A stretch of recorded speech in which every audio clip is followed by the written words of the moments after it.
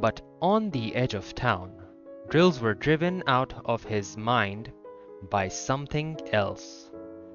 As he sat in the usual morning traffic jam, he couldn't help noticing that there seemed to be a lot of strangely dressed people about. People in cloaks. Mr. Dursley couldn't bear people who dressed in funny clothes, the get-ups you saw on young people. He supposed this was some stupid new fashion.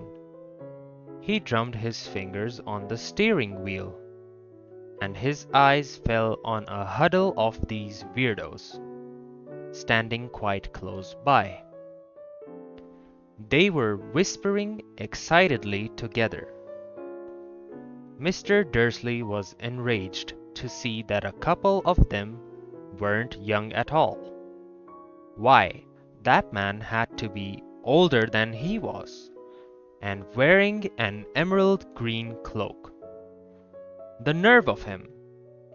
But then it struck Mr. Dursley that this was probably some silly stunt.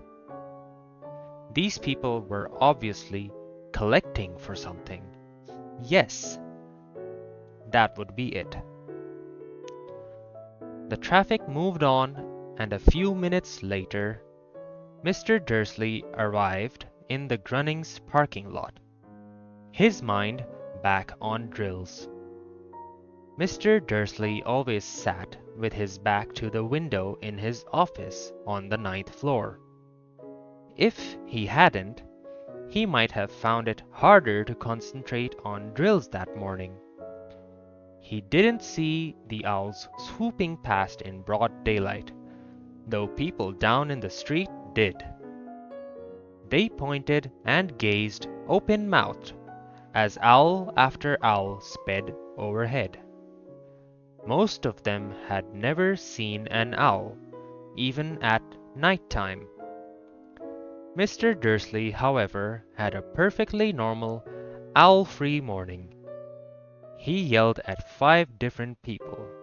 He made several important telephone calls and shouted a bit more. He was in a very good mood until lunchtime, when he thought he'd stretch his legs and walk across the road to buy himself a bun from the bakery. He'd forgotten all about the people in cloaks until he passed a group of them next to the baker's. He eyed them angrily as he passed. He didn't know why, but they made him uneasy. This bunch were whispering excitedly too, and he couldn't see a single collecting tin. It was on his way back past them, clutching a large doughnut in a bag, that he caught a few words of what they were saying. "The Potters! That's right, that's what I heard. Yes, their son, Harry." Mr. Dursley stopped dead. Fear flooded him. He looked back at the whisperers as if he wanted to say something to them, but thought better of it. He dashed back across the road, hurried up to his office, snapped at his secretary not to disturb him, seized his telephone, and had almost finished dialing his home number when he changed his mind. He put the receiver back down and stroked his mustache, thinking, no, he was being stupid. Potter wasn't such an unusual name. He was sure there were lots of people called Potter who had a son called Harry. Come to think of it, he wasn't even sure his nephew was called Harry. He'd never even seen the boy.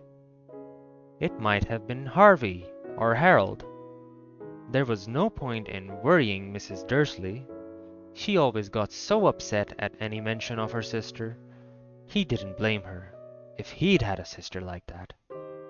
But all the same, those people in cloaks.